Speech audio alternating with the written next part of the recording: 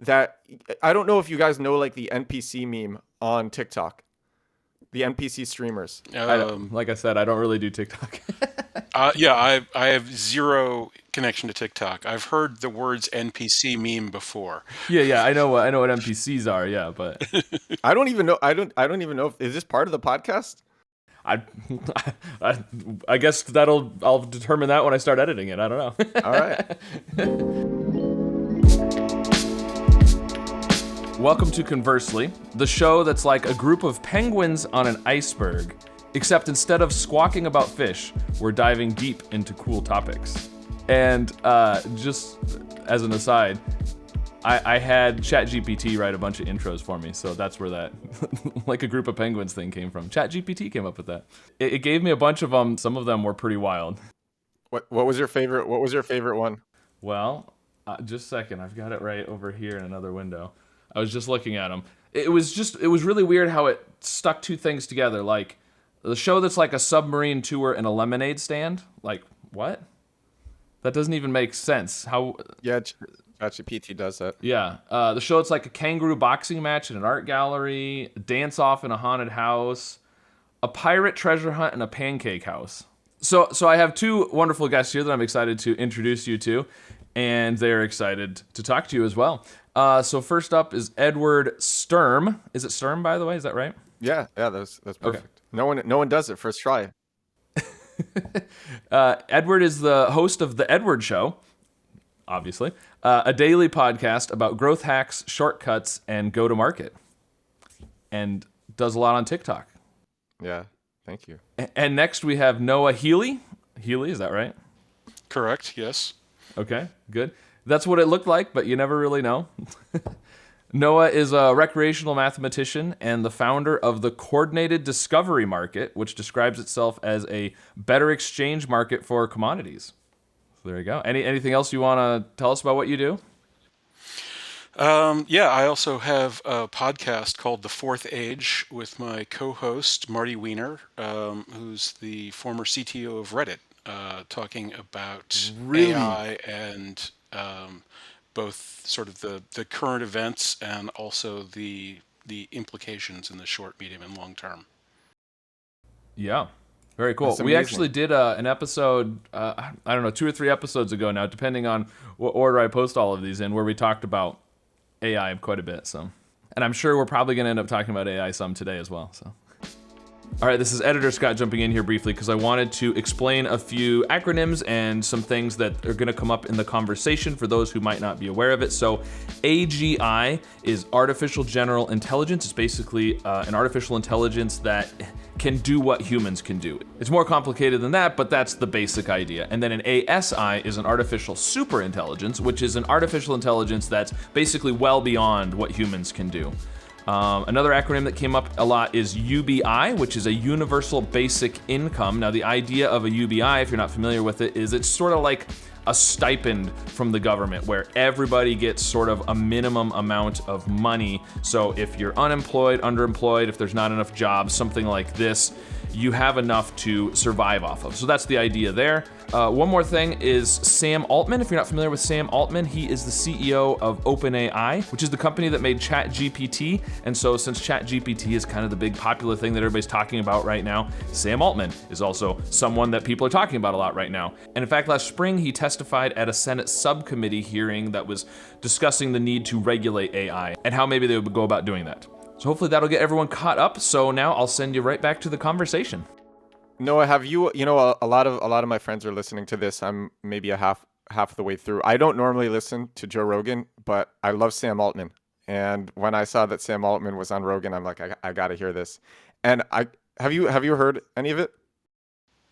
I did hear one clip of the Rogan Altman interview. I have to say that I'm somewhat more ambivalent about Sam Altman than you probably are.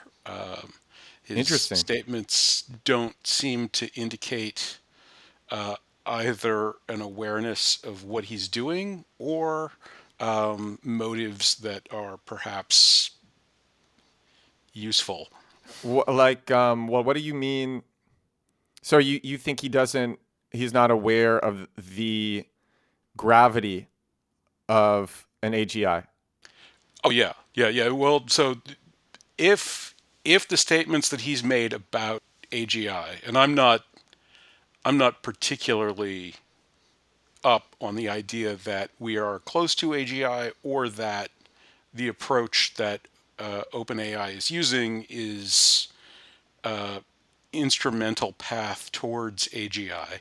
There's a lot of basic philosophy that exists in computational mathematics and in artificial intelligence research, and Sam's public statements are either knowing deceptions or show no awareness of any of it. And if he literally has no awareness of any of the history of computer science over the last 90-ish years at this point, then I'm not entirely sure how he managed to get OpenAI off the ground. Um, but uh, but that would be, It's knowing deception. It's knowing deception. well, He was that's president much of more Y likely in my Combinator. view. Yes. Yeah, but the reason he does that is because there are very dumb and scared like I don't want to say boomers. I don't want to generalize like that. But honestly, it's the boomers and they work in government and like if he doesn't pander to these people, he'll I don't know. Will he be shut down? He might It'll be, be pretty but I bad. mean, so like this is the place where I am essentially. The entire Mm. concept of the fourth age is basically that computers are a bigger deal than steam engines. So take a look at the history of steam engines. Governments got wiped out. The government of England isn't the same as it used to be. Religions got wiped out. Customs got wiped out. Laws got wiped out. The way that people lived, what was involved in people's day-to-day existence changed in ways that would have been unrecognizable and were horrific to the people who existed in those societies that are pre-industrialism. And that's where we are now. We have an entirely new technology. We can choose to abandon it. We're barely using it right now. We could sort of take the Amish solution, say we know how to run industrial societies. We're just going to be industrial. We're gonna drop our pocket calculators down the drain and just forget that they ever existed. Or we can start doing the work and figuring out what it means to have a legitimate government in this with these kinds of resources. And the answer, we can be quite assured, will not be what is generally presently regarded as legitimate government. And that's Sam's job basically, is to say precisely that to precisely those people because he's in the room with them. And if he's not doing that, it's either because he doesn't know that's his job or because he's too afraid to do it. What you think his job is to confront politicians Um, and say, "Hey, we're going to take away the your power"? That would be a complete miscalculation. Maybe not in those words. That wouldn't be the smart way to say it. Maybe not. And the thing about this is that we're all along for the ride. So the it isn't the case that the people who are there now can't be part of a future that is a solution, but they can't be. But what we're doing now isn't part of a future that has solutions. So the the English crown, with some major baubles here and there, has survived to the modern day. The French crown didn't. The Danish crown did. The German crown didn't. So whether or not they make it is entirely on them. And it's entirely whether or not they want to dig in and do the work of providing the services and doing so in ways that are legitimately useful. But if you're sort of a phase behind, your current values are basically just wrong. I'm from a town in the South, Charlottesville, Virginia.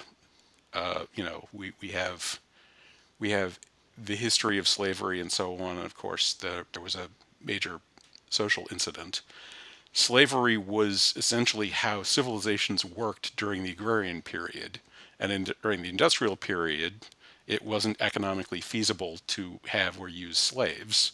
And so society reformed itself to understand that enslaving people is evil, which I'm pretty happy to accept as true. Not everybody voluntarily went along with that, and I can drive to half a dozen different places where thousands of people were killed because that disagreement was being litigated basically in my backyard. And I think we've done the right thing. And Sam's obviously a much more successful person than I am. I think he could find ways to do it, but completely avoiding the question, I I don't like that at all. Do you think society has a history of liking hard questions and hard answers? But that doesn't mean you don't have to face them just because you don't like them. Yeah, we remember the people who got through those things well. That's a good point. And is we, because you are an outlier, or probably all of us on the show are outliers in terms of intelligence. I don't watch TV. I know people who watch TV. I can't do it. It's like eating potato chips covered in cheap chocolate syrup. Like, I can't do that. So those types of people, that's the masses. And I don't think those people have a history of liking hard answers to unpleasant questions. They do not, and that's the foundational challenge. But we can't really do anything about the existence of these hard questions. The the illegitimacy of our institutions and their incapacity to deal with the extraordinary capacities that we now have is baked into the cake. We see this every day in politics and culture. Things that pre-internet or even pre-television would have been swept under the rug. FDR was in a wheelchair. Nobody even, that was not common knowledge. But And that today, would be impossible to hide nowadays. Yeah. right? Yeah, Not a today, chance. we see We see every little stumble that the president makes, let right. alone Yeah, yeah. I was in a wheelchair. We see unscripted long lens moments from world leaders on a daily basis, and so a social, political, cultural, economic systems that are based on the limitations that used to exist breaks down, and we're watching them break down. I mean, look around at how chaotic markets have become, how chaotic politics has become. Some of this is certainly bad actors taking advantage of situations, but the sort of foundational cause is that you can't give a political speech at this whistle stop and then go to the next whistle stop and tell them what you want to hear in a world where right after you do that, TikTok is going to stereo screen those two speeches side by side and show you lying to people. Yeah, I think a lot of times it doesn't even matter if people want to face these questions or not. Like it's just it's kind of like a steam engine, like you're talking about. It's going. You can't stop it, right? These kind of things, these changes just. I mean, look at how much everything's changed with the internet, and it wasn't like we've got the internet. Okay, now we're gonna just flip a switch and make the changes. It just sort of happened automatically. I feel like a lot of these changes over the last 40, 30, 40, 50. It doesn't really matter if people want to face it or not. It's changing. Do you think Sam Altman's motives are evil, as in your personal opinion, the way that you view what evil is by your definition of evil? That's hard for me to say because I've seen very little of his actions, but his blockchain retina scan technology is a big negative for me. The human ID system based on a blockchain that doesn't support multi-crypto protocols, so basically is guaranteed to doom itself at some point, and which has a control point. What do you mean? And What do you mean by multi-crypto protocols? so one of the basic issues with any coding system is that it might be broken someday. And as far as we're presently concerned, every coding system we build will be broken someday. We do not have a theoretical basis for the production of unbreakable codes. There, there Right.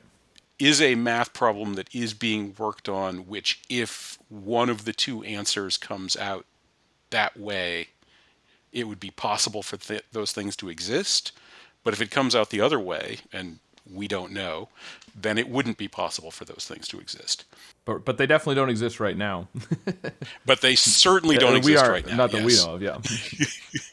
Yeah. And so we see code systems getting broken, and it happens all the time. Now, it doesn't happen, like you don't publish it on Wednesday and it's broken on Thursday mostly, but putting in human identifiable relationship information into a system that in 1 decade or 10 decades, or frankly, even 7,000 decades, will become fully public knowledge and open, has some pretty negative, implications. And one's a lot worse than 7,000. But the various chains, if the crypto protocol upon which they're built breaks, then the chain breaks as well. Most chains are subject to sort of a democratic takeover. If half the operators on the chain want to say something different than the other half, the bigger half kind of will win. But the reason it's a struggle and why it's expensive and so on right now is because we can't break these cryptographic protocols, and so you can't create false messages that need to be respected by other people on the chain. But if the cryptographic protocol breaks, then you can create false messages that aren't distinguishable except through personal relationships and your own computer memories and so on. And so that's the risk. At some point, if you're dealing with a chain that's using a single protocol, then at some point that protocol breaks and that chain goes away. And all the existing chain structures use single protocols. What do you think of Bitcoin? I think Bitcoin is an interesting experiment that actually did some pretty stunning breakthroughs in the theoretical space of cryptography that has almost perfectly misunderstood the role of currencies in economic systems and has yoked itself to the part of our economic systems that are the most broken, and sort of doomed itself thereby. Oh, so you're completely bearish on Bitcoin.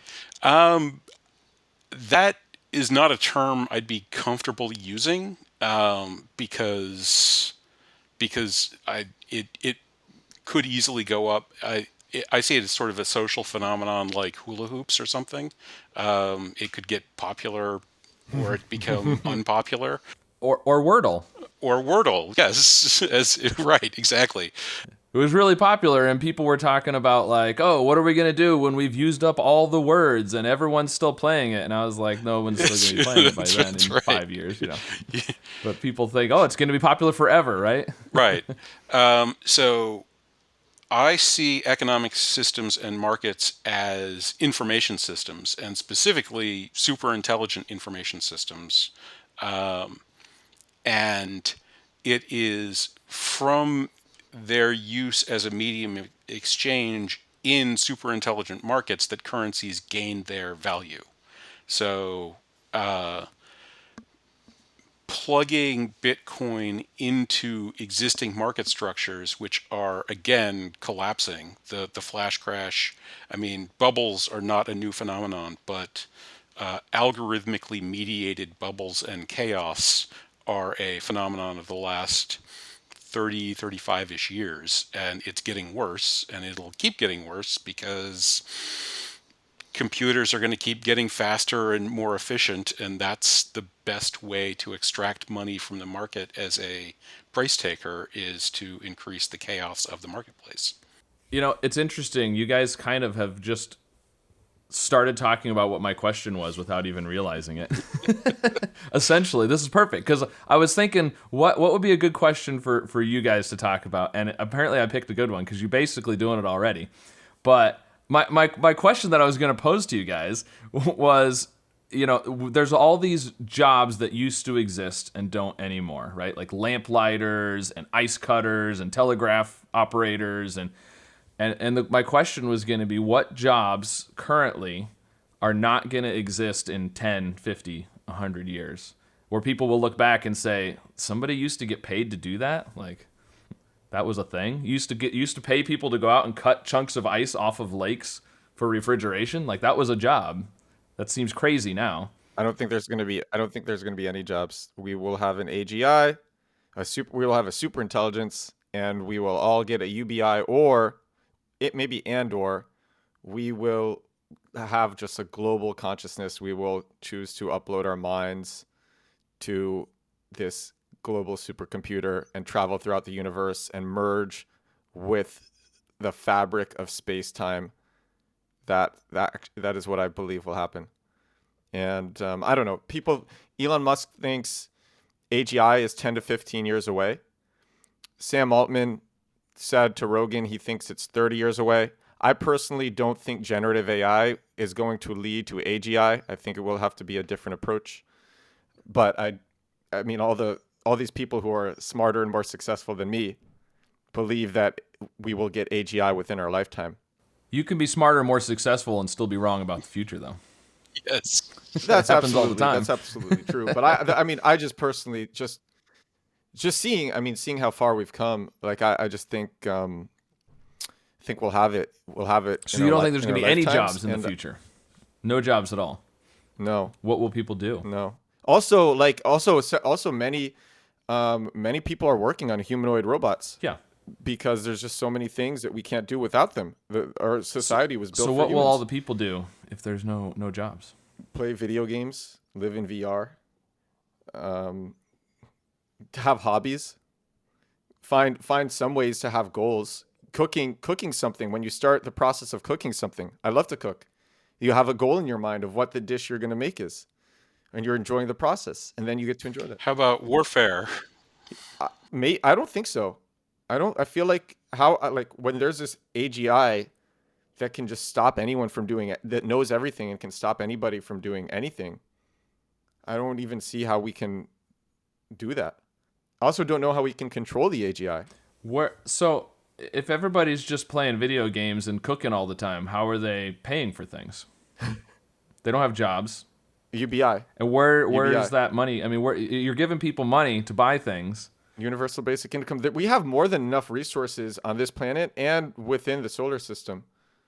So what Kardashev, are you familiar with the Kardashev levels of civilization? There's it's 4 tiers. Was that it? Yeah, pretty much. It's not particularly even. I guess for the audience, Kardashev was, I think he was a Soviet astronomer, but at any rate, he posited this idea of ranking civilizations based on how much energy utilization that they managed to pull off. And so at tier 1, you completely utilize the entire energy of your own planet. At tier 2, you entirely utilize the energy of your own sun. At tier 3, you entirely utilize the energy of your own galaxy. And at tier 4, you entirely utilize the energy of your own universe. We are a 0.7 Kardashev technology level civilization. We need to up our game if we have this sort of integration into space-time world. Where are you thinking Kardashev wise we wind up? Oh, where do we wind? I mean, as far as it goes, we're using, as far as I know, we're using resources very inefficiently at the moment. I don't know I don't know the timescales. I think it will happen pretty fast. Like it will. I mean, it will literally happen as fast as possible, or faster than we think, because we are not smart enough to to to actually figure out how fast it can happen. I don't know. I remember like many years ago I read Superintelligence by Nick Bostrom, and I'm just like, oh, all of this makes so much sense.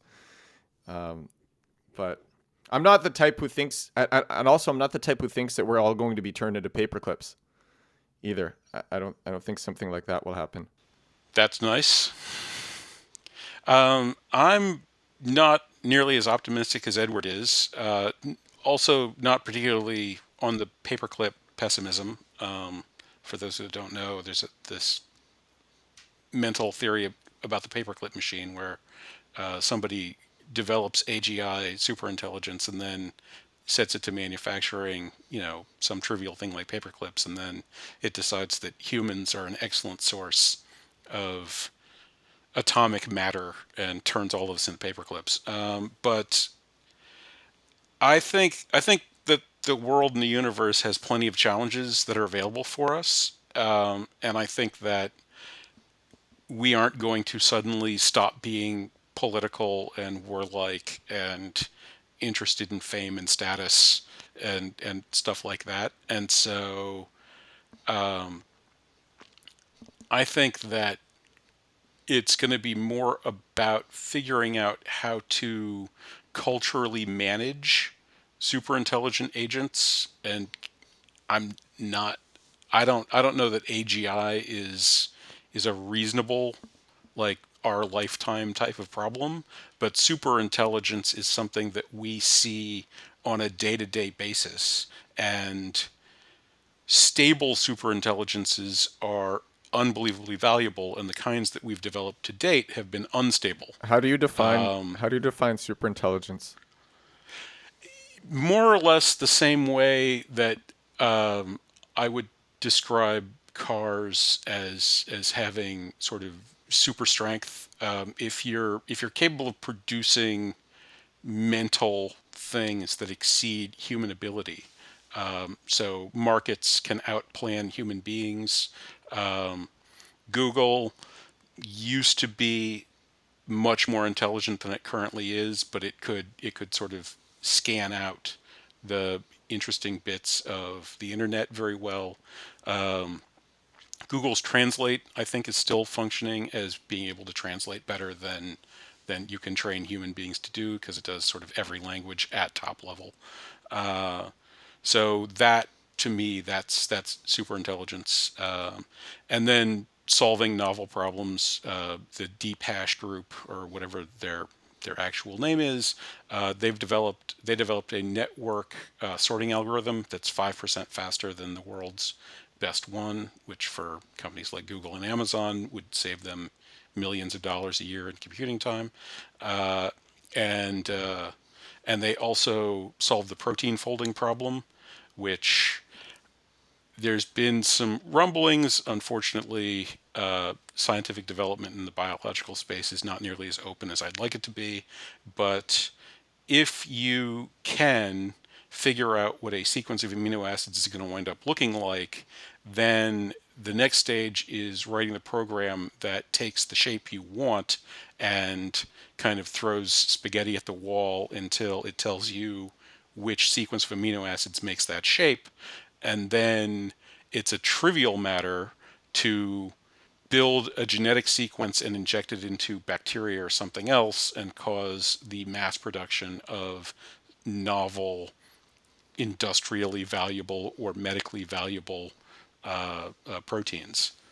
Cool. So let's assume, you know, we all think right now AI is the big thing everybody talks about. We all assume that it's just going to get better. You're going to have the, AGI, but there's been lots of things where people thought something was coming in the future. I mean, look at Back to the Future, right? We're all supposed to be on hoverboards, and the Jetsons would say that we should be having flying cars and stuff, right? And it hasn't really happened. So let's assume we don't have this AGI anytime soon. Yeah, I don't think that we actually will have AGI soon, but I think are going to, I think we've crossed a watershed in our ability to use computers and integrate them into the sorts of problems that people care about.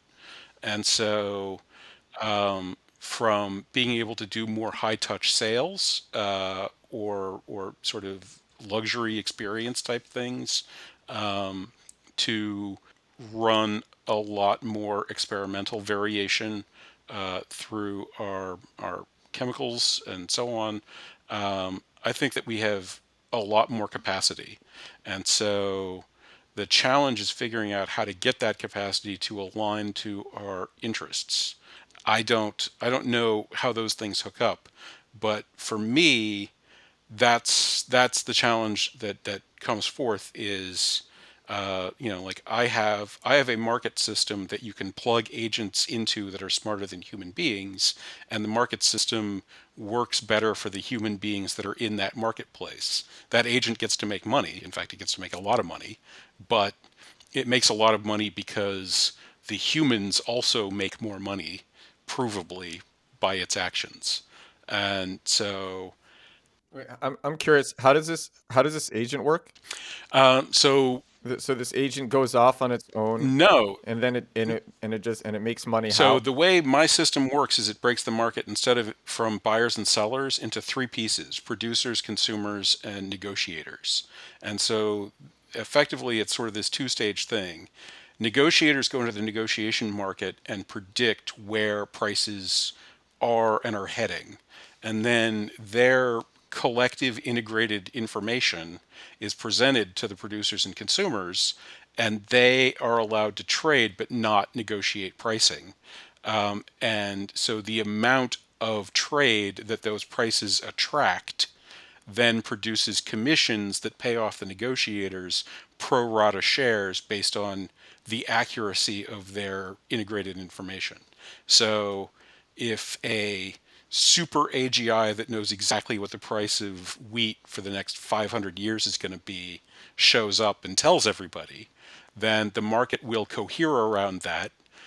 People will trade the wheat that they trade at those prices, and they'll all be accurate. And that system will collect the lion's share of the commissions from the wheat market, and individual farmers and millers will be able to plan their futures because they know what the future holds. Now, in a more realistic scenario, where things are going over the future is going to be hard to predict because weather, climate, and other chaotic systems are involved, as well as politics and so on. But still, this system's Yeah, it's really hard to actually predict the future, no matter how advanced your precisely. system is. Yes. Yeah, But there's too many unknowns. systems that are better at knowing what's happening and warning everybody else about it will make more money. And systems that are better at producing things will also make more money.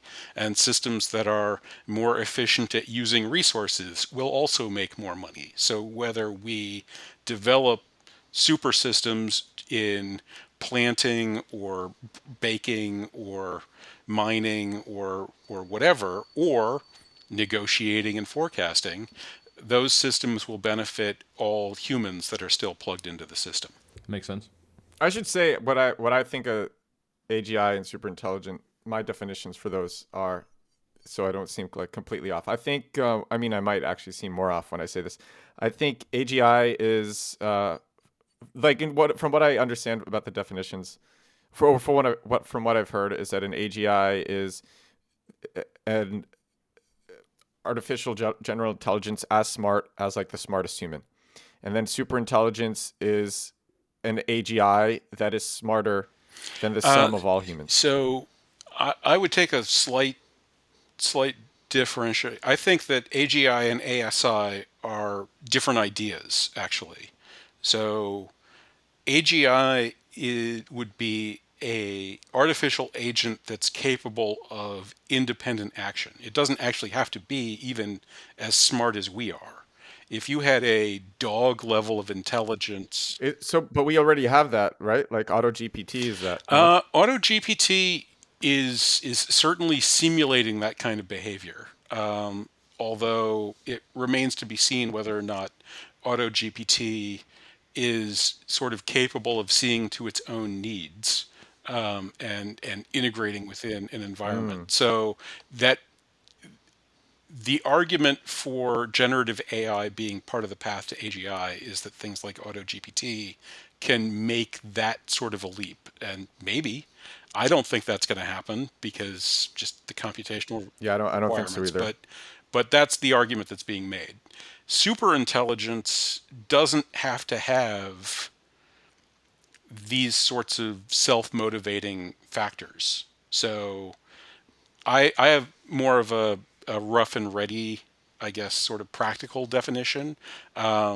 So again, going back to sort of industrial things, a crane doesn't lift things the same way that a human being lifts things, but it lifts more than human beings lift. In some senses, a like horse or an ox would lift things more like human beings lift them, and it would lift more. And so AGI is more like using the horse or the ox. ASI is more like using a crane. And computers I see as being able to give us these ASI capacities fairly easily. We can see improved medical diagnoses, we can see improved game playing, we can see improved strategy advice, we can see improved bluffing, we can see improved algorithmic development. There's a lot of different areas, and there's a lot more areas that they could still be applied to. So what jobs do you think are going to go away soon then? Besides all of them. Well, What how about this? What's a job that people might be surprised will disappear, but you think will disappear? How about that? Oh, that's a very good question. Because there's some obvious ones, right? We've got self checkouts at the supermarkets. Like we can see already there's fewer people working at checkouts, right? Those kind of things. You go to fast food, they got the little machines so you can order, so they don't need as many people working the counter. I think a lot of jobs in medicine will go away. Machines will be better at predicting disease than humans can. I mean, from what I understand, that's like largely the case. oh, Though, that's absolutely the case. Unfortunately, the machines that we know how to build that can do that are not being built in such a way that we can use them for that. But yeah, I'd love to see that problem get solved. yeah, Uh, my my yeah, big me too. surprising one, my guess would be C-suite jobs. That's very The surprising. Yeah, That's well, crazy. the easiest jobs for computers to replace are the ones at the top of our civilization, not the ones that are at the bottom. For people who don't know what C-suite is, you're talking about like CEOs, Yeah, CFOs, those kind of the executives that generally right. start with C something. Yeah, yep, yep. It's much easier to program a computer to read all of the emails, track all the spreadsheets, and make strategic decisions about company direction than it is to get a human being that's both competent to do those things and has co-interests with you in how that company functions.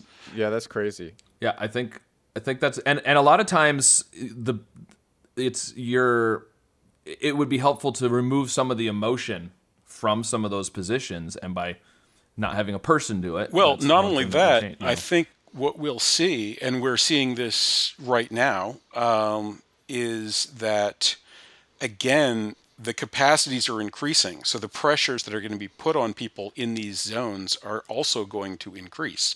As we speak, we don't have a House of Representatives because they couldn't create a stable leadership. But you don't have to stick to the realm of politics. Disney has had one of the most weird, histories of CEOs over the last 4 or 5 years, of their previous guy retiring, the new guy coming in, getting hauled in on a Sunday night to get fired, and the old guy coming back, and nothing really seems to work. They've released like 7 straight flops in the last year or something.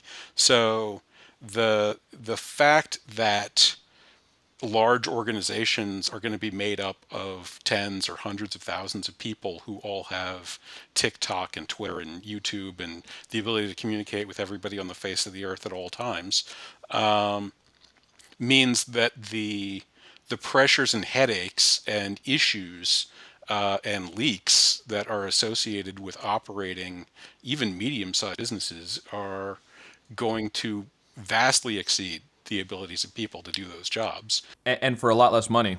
Right, yeah. The people that have those jobs are going to break.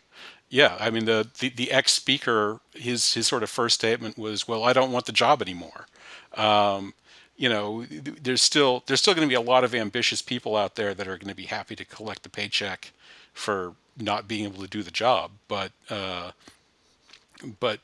don't think we're going to be up to it. And there's a very clear path towards building systems that can be up to it. And so yeah, that's what I'd say.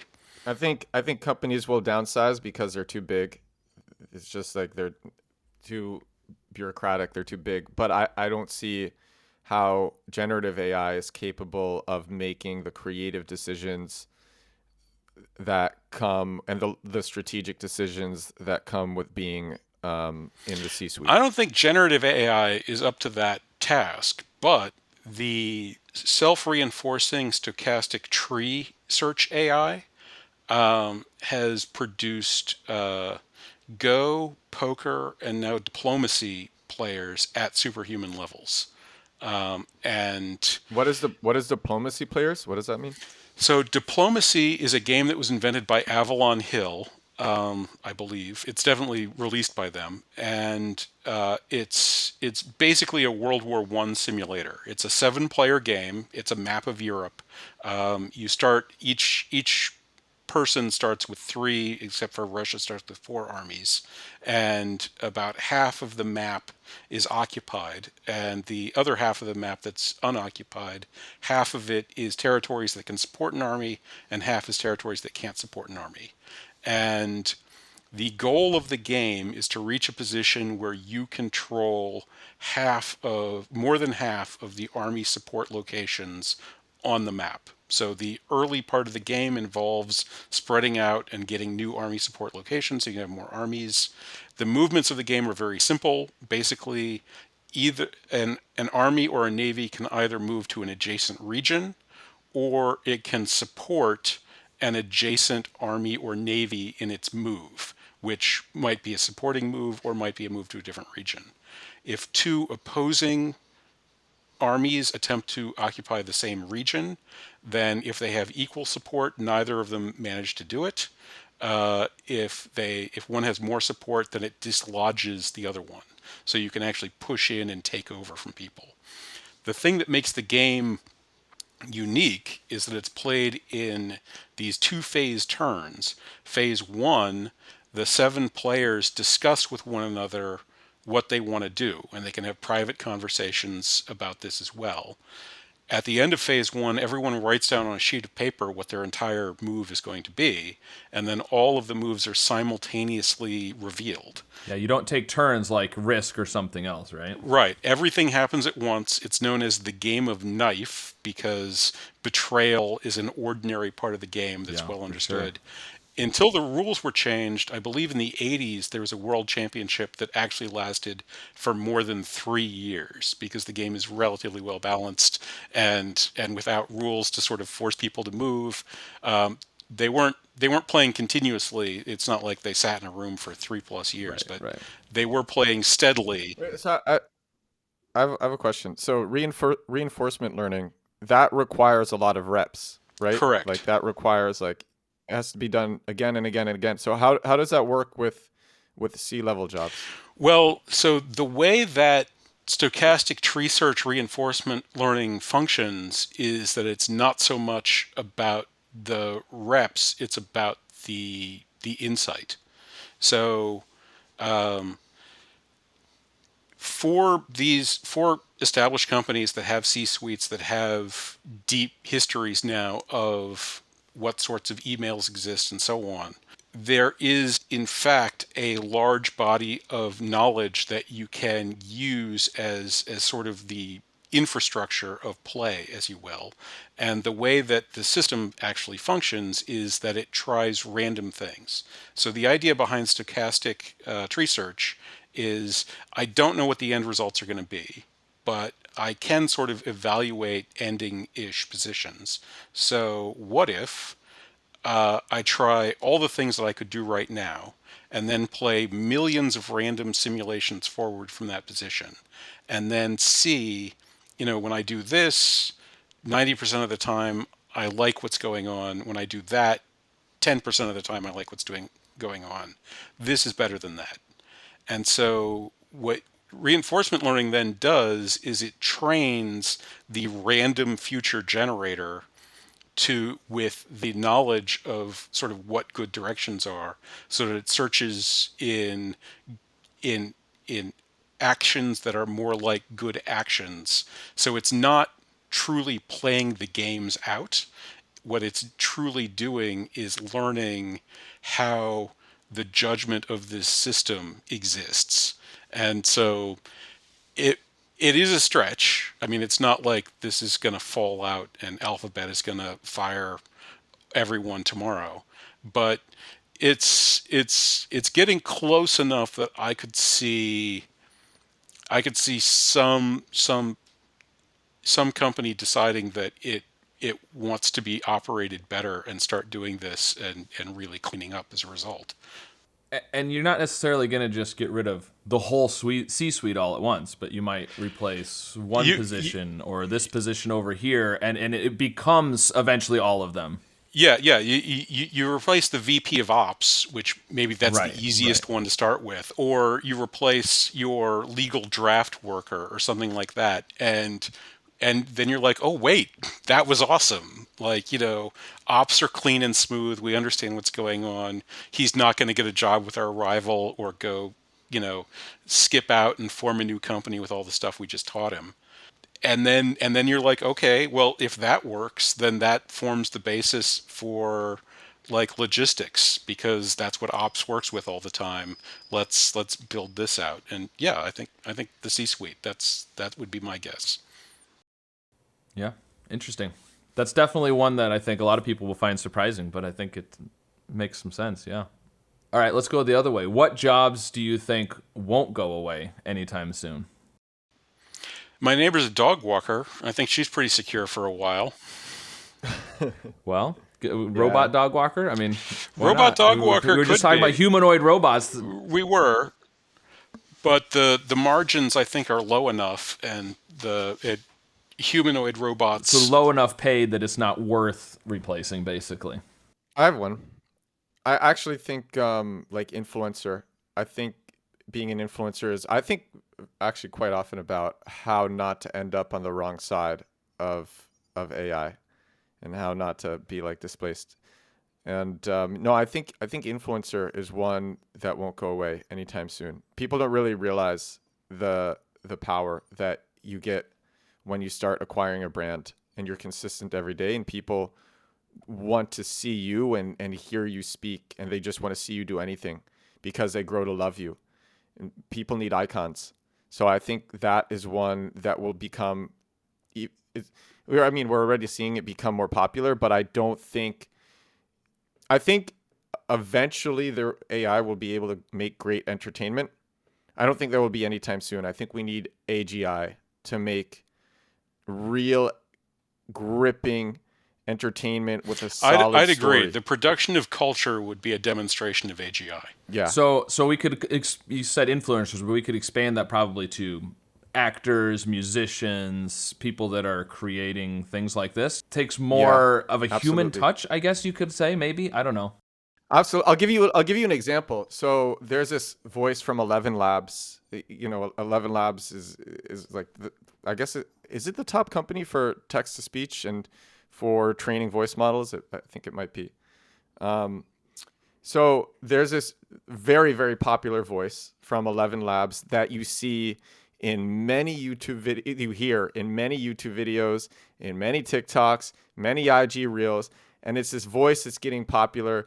And very at first, like savvy people were using it. They're like, "This is a great voice." Then less savvy people use it, and less savvy people. And eventually, the content that's produced with it, most of it is garbage because a bulk of the content out there is garbage. And now you need a different voice. Now people hear this voice and it means nothing, unlike how it meant before.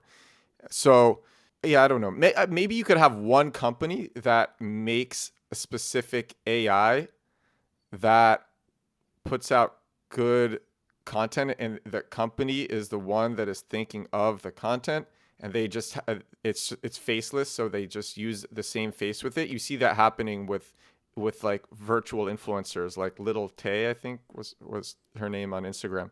You see that happening, but that's still an influencer. So yeah, I think influencers, they will be here to stay for a long time, maybe even past AG. I mean, past AGI, we need So UBI. if we're all integrated in the space-time continuum with our UBI, then influencers might be what occupies our time in that future. Yeah, there's like the tribe theory, which is that our brains are not wired to handle more than like 150 people, like knowing more than 150 people. And so like the people that we see on TikTok or Instagram all the time, we feel familiar to them. It's like, oh yeah, like Arnold Schwarzenegger, that's just the guy who's always at the gym.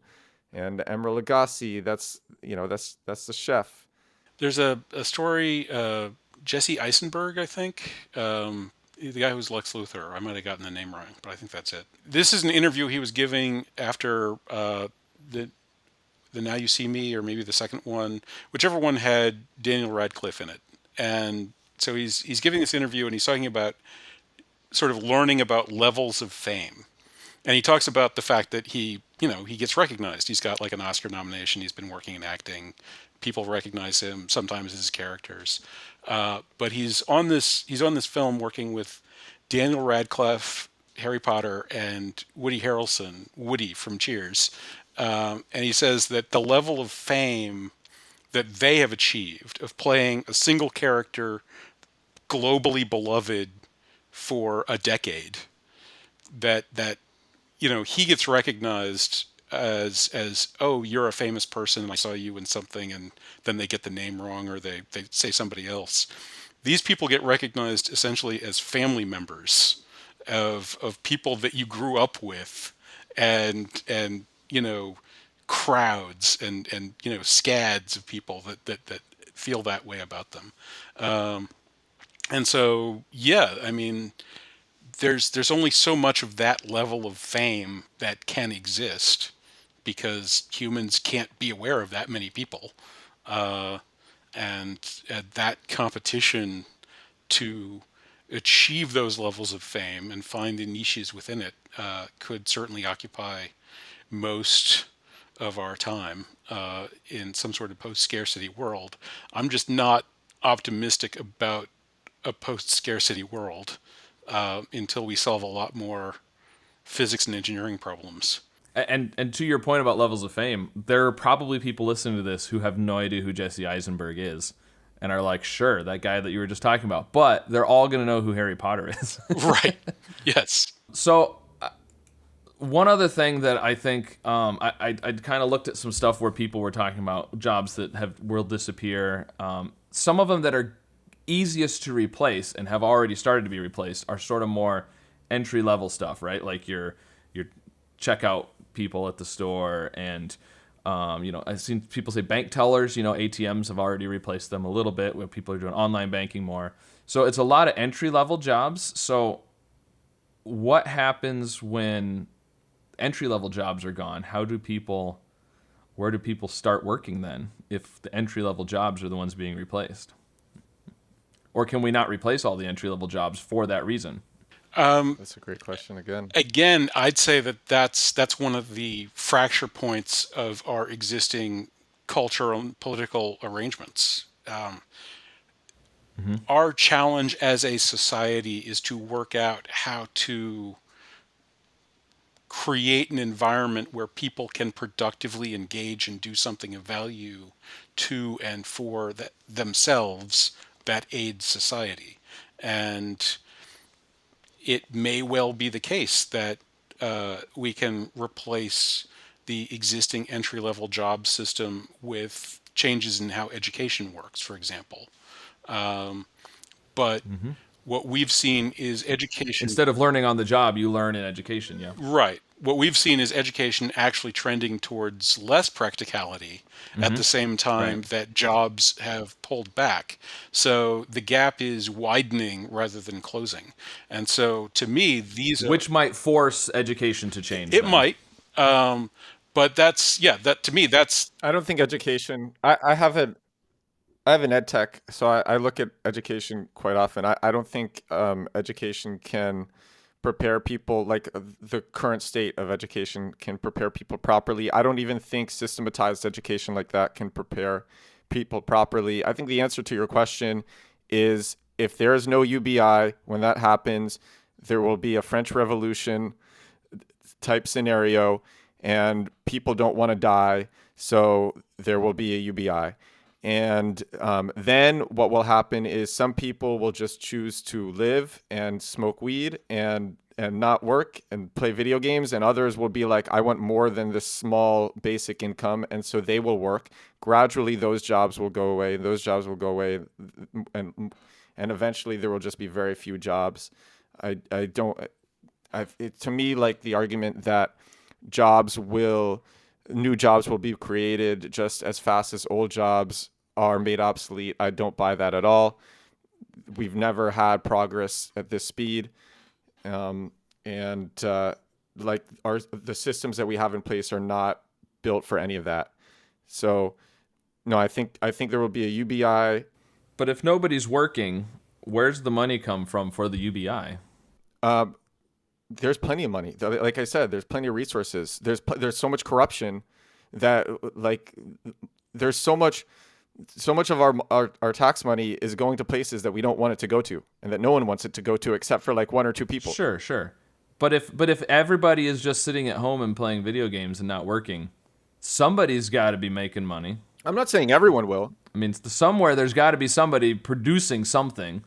in this model, artificial general superintelligences are doing that for us very generously. But I I wish I could be as optimistic that people don't want to die. The leadership generally doesn't seem to have concerns that are well aligned with that story. I think that they should.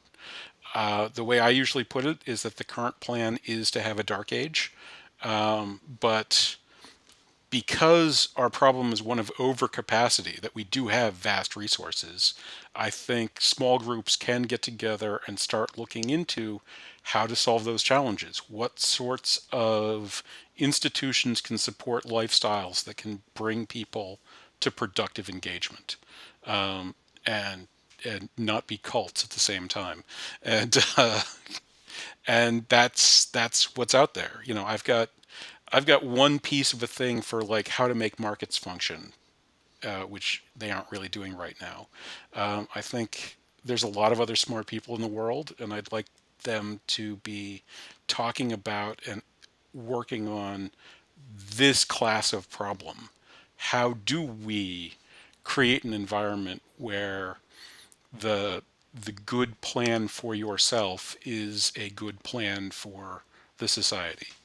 Interesting. All right. Well, that seems like a good place to wrap things up.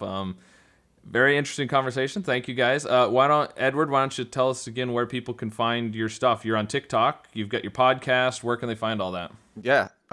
TikTok, if you just search build in public, like build a house in public, build in public, I show up number one. And my podcast is The Edward Show. The Edward Show. Yeah. All right. Yeah. Thank you for having me. This was great.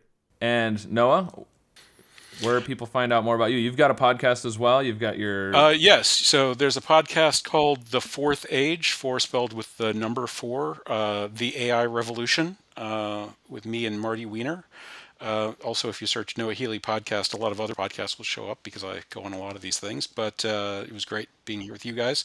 If you want to learn more about coordinated discovery markets, I have a website called CoorDisc, CoorDisc, or coordinated discovery markets is a term I invented. So if you Google for that term, the first half page or so is all references to me and what it's about. So you can learn that way.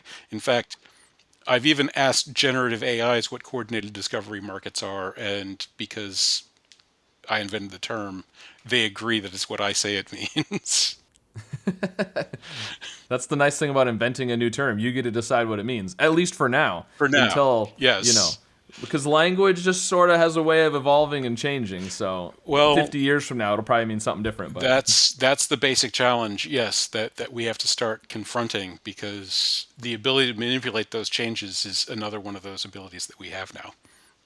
all right, cool. Well, links to all those things are in the show notes, so people can go check you guys out as well. And thank you so much for joining me. This was an interesting discussion, and it was pretty exciting how you guys basically started discussing my topic before I even posed it. It was perfect. Very nice.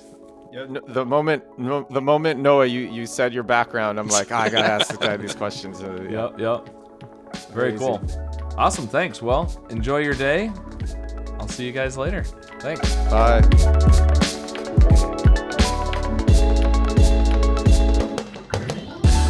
I'm always also like in this constant fear of I'm gonna record something and then this little fragile SD card is gonna break or get corrupted, or so I'm always like, record something, okay, copy it onto the computer quick. I have a podcast too, and we have a recent episode where there might be some technical difficulties with some lost footage, and we're still trying to figure out what's going on with that. Well, it's awful when it's actually happened. It's scar tissue from terrible experiences. It's a good paranoia to have though, actually.